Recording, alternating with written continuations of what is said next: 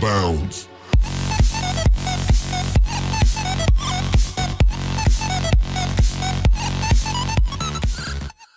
Γεια παιδιά, Πέτρος εδώ και αυτό είναι το πρώτο βίντεο στο κανάλι μου.